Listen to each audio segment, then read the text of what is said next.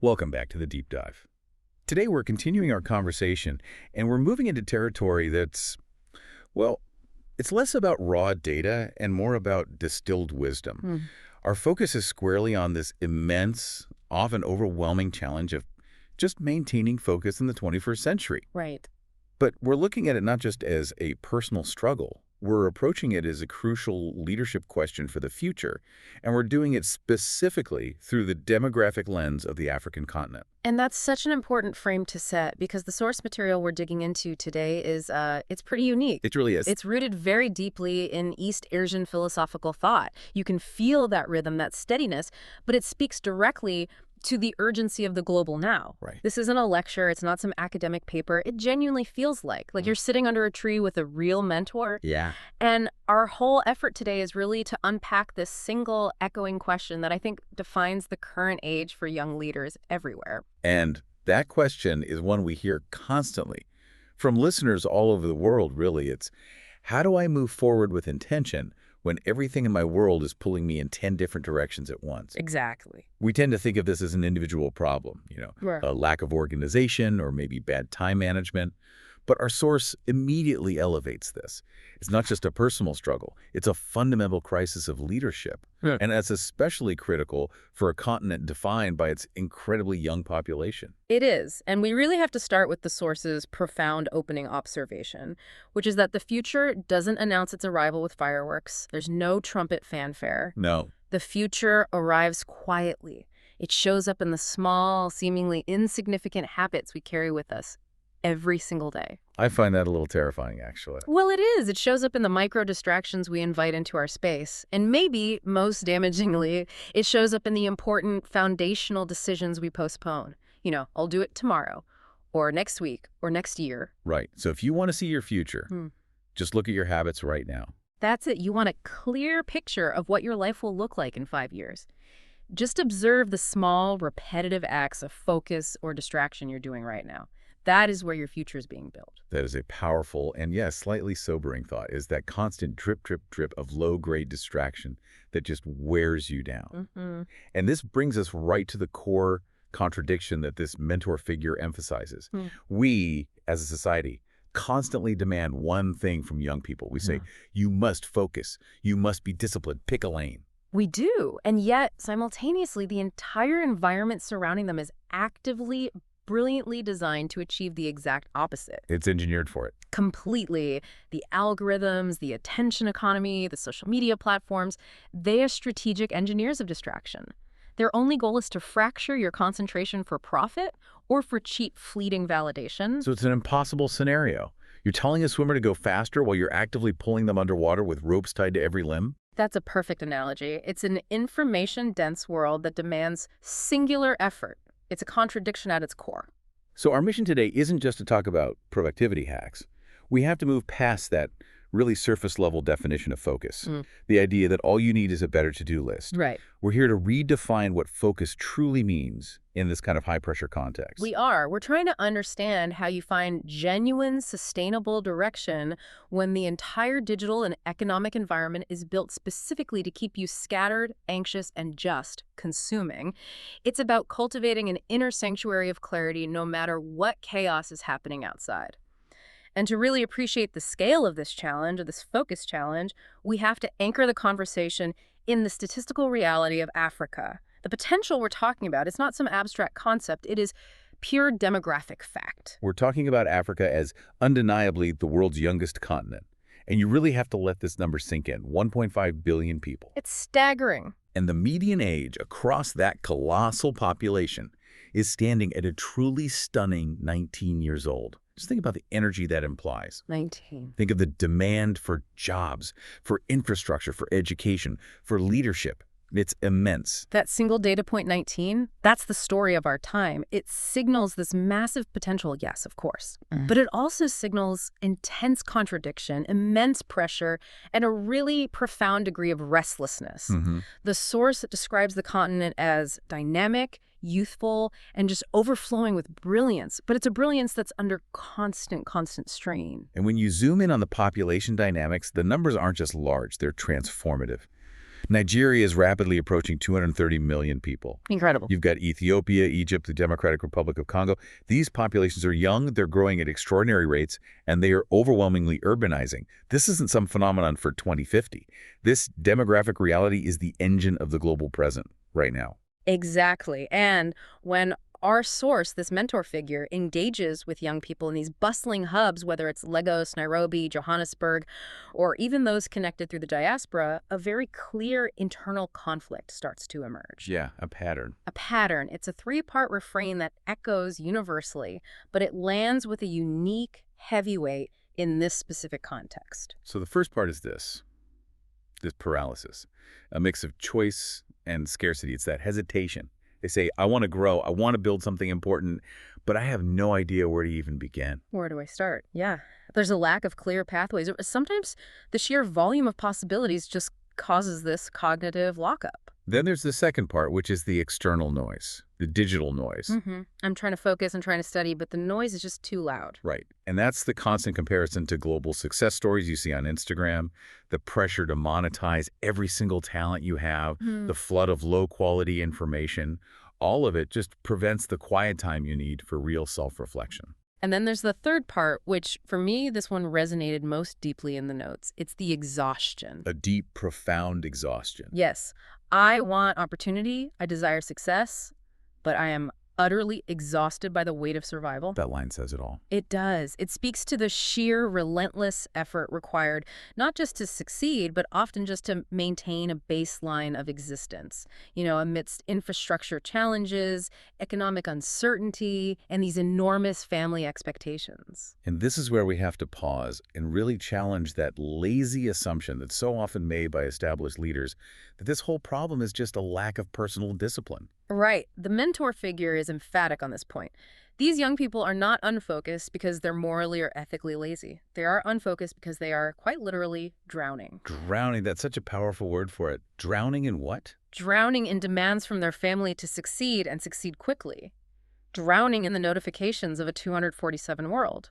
And often drowning in the immediate financial necessity that's imposed by poverty or scarcity. Yeah, it's very easy to talk about discipline from a place of comfort and stability. Of course.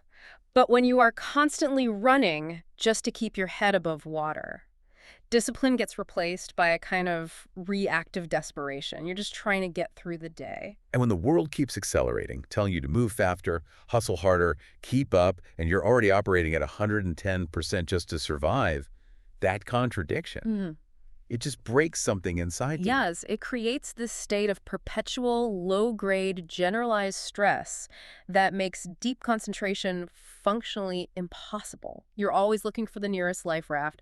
You're not planning the long voyage. So if we strip away all that judgment and we get rid of those brightly colored motivational posters, the foundational shift that the mentor introduces is actually incredibly gentle, and it's profoundly counterintuitive. Very. The advice is this: you do not need to run. That pressure to sprint, that expectation of constant hustle, that is actually the very thing that is guaranteeing your eventual failure. So instead, you need to walk. Slowly. Intentionally. Steadily. And crucially, you have to commit to staying with that one defined path long enough for it to actually reveal something essential to you. Because real transformation doesn't happen in a panic sprint. Never. It happens when you establish a deliberate, trustworthy rhythm. It's the consistency of the step that matters, not the speed of the sprint. That whole concept of walking, of slow, intentional movement, that feels like the perfect bridge to redefining the word focus. It is. We have to take that word and just strip it of that superficial corporate meaning it's picked up. Right. And our source gives us an expanded, much more nuanced definition, one that's way more useful, especially for someone in a complex environment. Focus, the mentor says, is not merely having a clean desk and a perfectly scheduled routine. No, it's not a tactic. It is the intentional design of an ecosystem. It's a holistic view of your mind and your environment. And the source breaks this ecosystem down into 5 interconnected elements, all of which have to be nurtured at the same time if you want genuine, deep focus. Okay, so the first component is clarity. If you don't know the destination, if you don't know what you're aiming at, then all the discipline in the world will just make you efficiently lost. Exactly. And the second is structure. Structure provides the stable rails for your energy to run on. It's the framework that manages the chaos. And the third is self-awareness. An honest look at your own limits, your specific strengths, and the unique emotional triggers that always derail you. Mm-hmm. And the fourth is community. Because building a meaningful life or career, especially in a continent that values communal efforts so highly, that cannot be done in isolation. You need people who will hold you accountable, support your vision, and share their own wisdom. And the fifth element. Yeah. This is the one the source identified as maybe the most challenging for this generation. Right. It's the courage to disappoint the world's expectations long enough to follow your own path. That is not a small ask. No. That means lifting the weight of tradition, of family pressure, of societal expectations, just to make a little bit of space for your own authentic journey. The ability to disappoint is, paradoxically, the ultimate act of self-respect. It's an act of leadership. And in many collectivist cultures where loyalty to the tribe or the family is paramount, this act of drawing a boundary, it requires profound courage. You're saying no to immediate demands. Yes. Not because you don't care, but Yeah. because you are focused on building a stronger, more sustainable source of support for the future.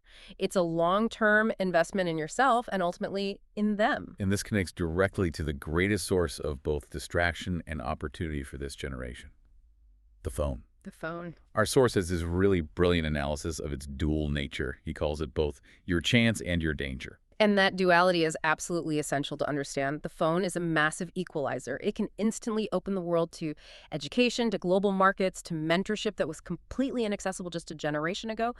That's the chance. But the danger. But simultaneously, it can drain the world right out of you. It can hijack your neural pathways, one perfectly calibrated dopamine hit at a time. That is the danger. And the really profound insight here is rejecting the easy conclusion that the phone is the enemy. It's just a tool. It's just technology. The mentor sees the phone as a mirror. It just reflects the state of your inner world. If you, the user, are scattered and anxious and undirected, the phone will amplify that chaos into notification overload and endless doom scrolling. But if you approach it with purpose, If you approach it with purpose, with clarity, it amplifies that purpose. It connects you instantly with resources, with like-minded builders, with the specific knowledge you need. The key is to become purposeful first. and to be purposeful, you have to know who you're becoming.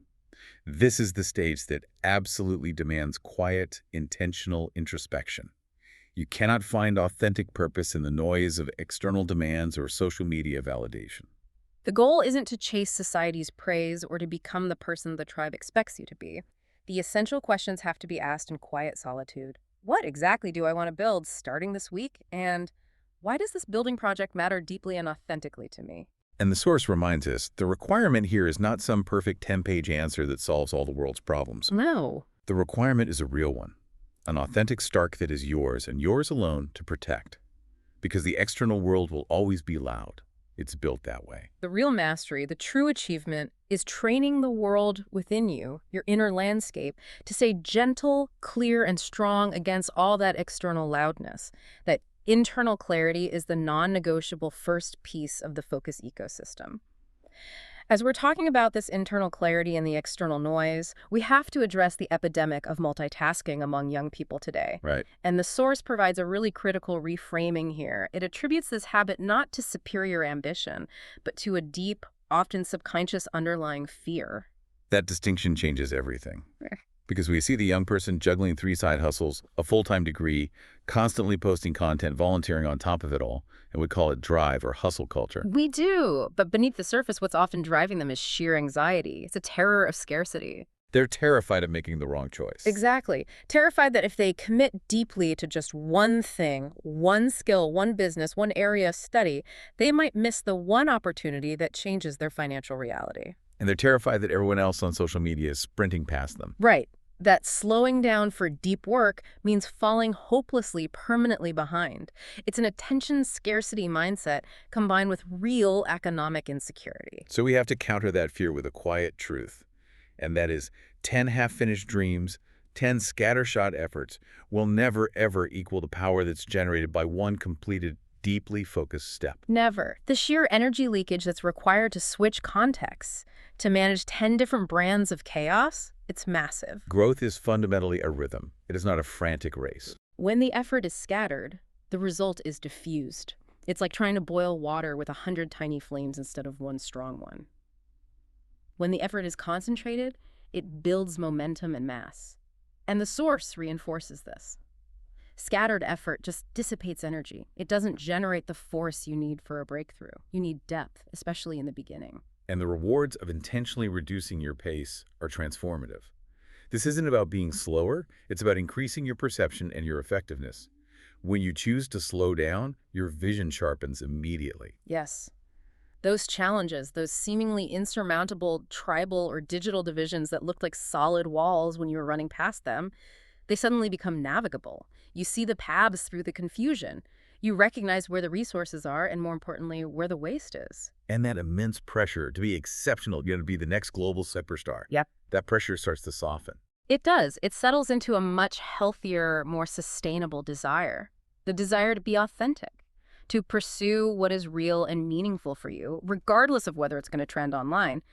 That shift alone saves an immense amount of mental energy. And the source notes that a slower, more intentional pace actually attracts help. It does. Opportunities and mentors seem to appear when you stop desperately searching for shortcuts, and you're finally willing to ask for clarity instead of constantly demanding applause.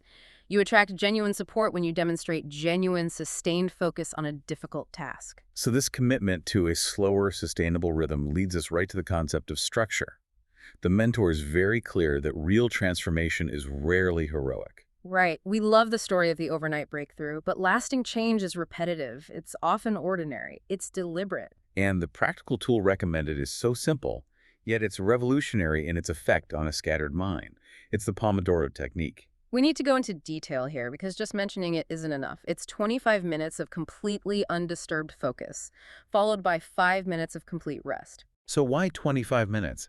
The science behind that duration is pretty crucial, isn't it? It is. It's long enough to engage deeply with a task and get over that initial friction of starting, but it's short enough to be non-intimidating. Even when you feel mentally exhausted or totally overwhelmed, you can kind of trick your mind into it.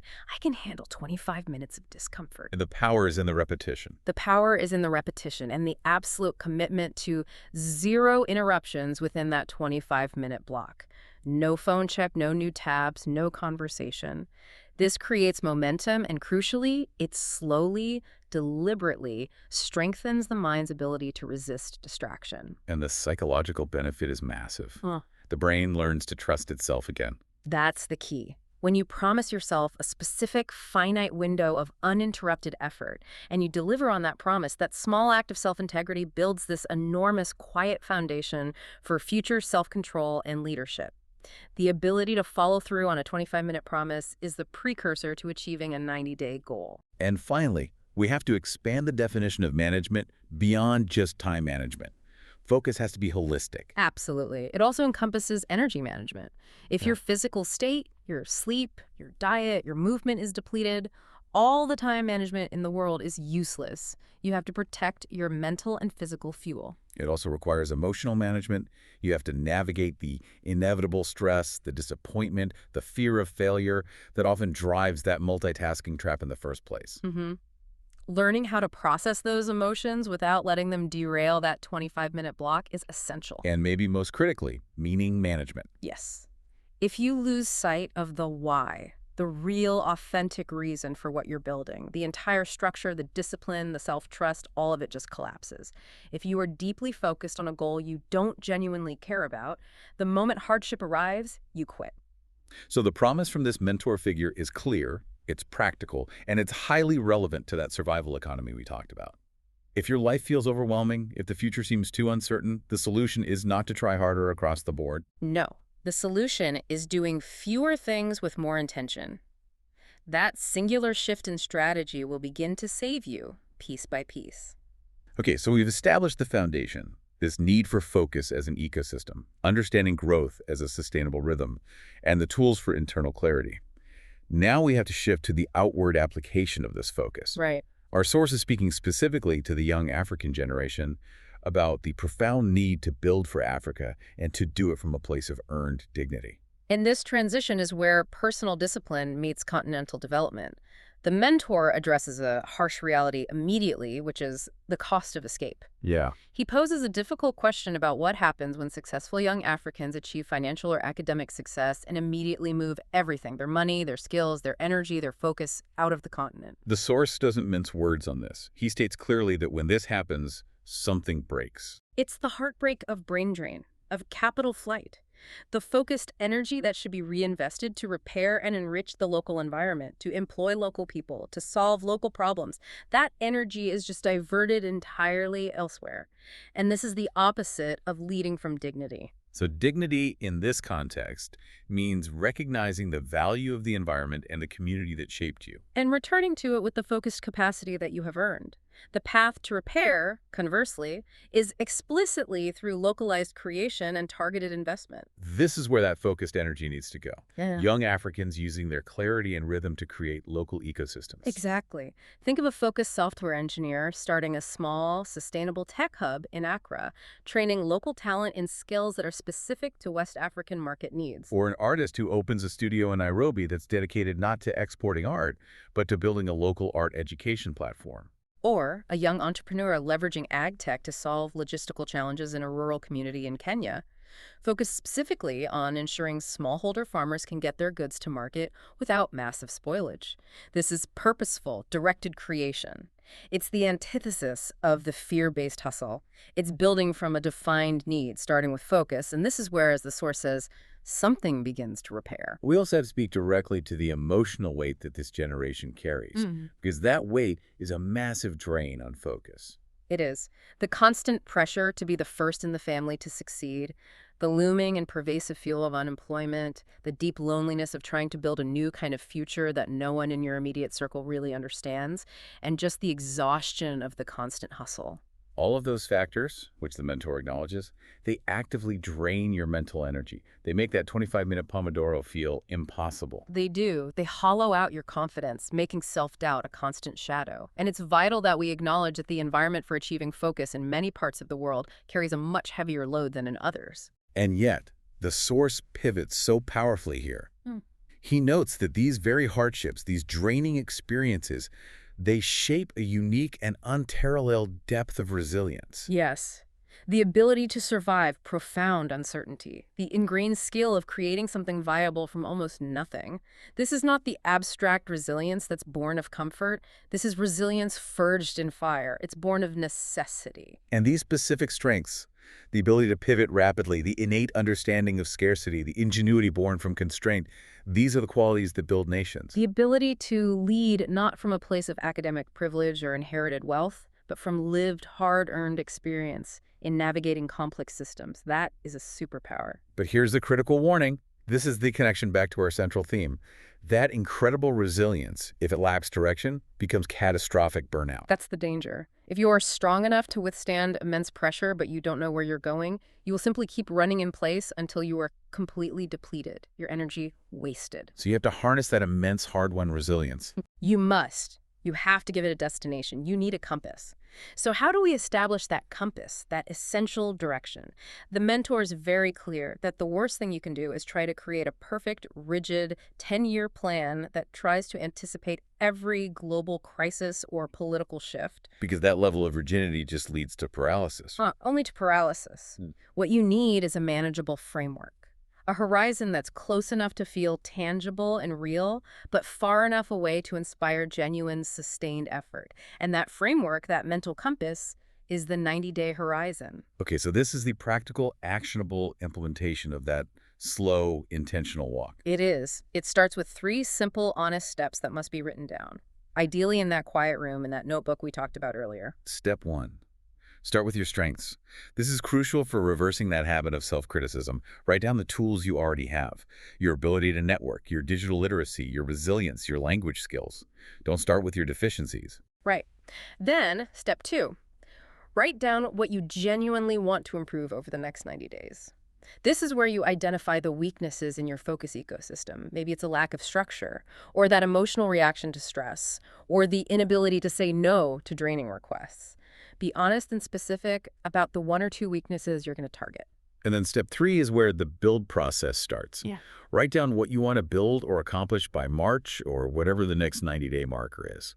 And this has to be a specific, measurable outcome. Exactly. Not, I want to be rich, but I want to finish the first draft of my business plan and secure a pilot project with 3 clients. And the genius of the 90-day horizon is its scalability. Right? And its ability to build momentum. That's it. Once you define March, you immediately project forward. Step 4, define what you want to build by the next quarter, say June. Step 5, define what you want to achieve by the end of the year. So it creates a series of small, achievable victories. You don't need to visualize the summit of the entire mountain range, which just feels overwhelming. You just need to focus on taking the next focused step toward the next hill, that 90-day marker. And that is how your brain restores trust in your ability to follow through. Now, we have to be realistic. The mentor must address the inevitability of failure. Of course. You set a plan, you commit to the rhythm, you start the Pomodoros, and then life intervenes. We get distracted, you miss a deadline, a major economic crisis hits, and derails your entire quarter. What happens then? The advice here is so simple, but it's utterly profound for sustained, lifelong growth. You will fall, and when you do, the instruction is not to descend into self-pity or dramatic quitting. You stand up. You stand up. Yeah. You dust yourself off. You look at your notes at your 90-day horizon, and you start again. And this recovery should be executed, he says. Not dramatically, not with fireworks, just with steadiness. That perfectly embodies the rhythm we established earlier. The absence of drama is the hallmark of true resilience. The drama of failure is what drains all your energy. The quiet act of just resuming your work is what rebuilds it. Steadiness. It really is the most undervalued discipline in our culture of immediate gratification. It is. Real focus isn't the big, heroic sprint that everyone applauds. It's quiet. It is the singular, unsung commitment to a notebook, a defined structure, and that quiet promise to yourself to try again tomorrow, even if today was a total mess. And this brings us to the final necessary choice that faces every young leader. The road to the possible future, the one you actively want to shape, is walked with intention. It is not frantically run. And it requires the constant discipline of choosing what truly matters and the courage to actively release the things that do not, the distractions, the negative self-talk, the misplaced expectations of others. If you can maintain this awareness, if you can foster this ecosystem of focus and accept that you will do it imperfectly, because we all do, then the future doesn't have to be a source of constant dread or anxiety. It becomes something tangible, something workable, something you can actively shape with your own focused hands. So let's just summarize the major takeaways we've gathered from this incredibly rich material. We've redefined focus not as simple discipline, but as a robust ecosystem built on clarity, structure, courage, and community. We've established that sustainable growth requires embracing a steady rhythm, countering the fear that drives that paralyzing trap of multitasking, and we have a tangible action plan in the 90-day horizon.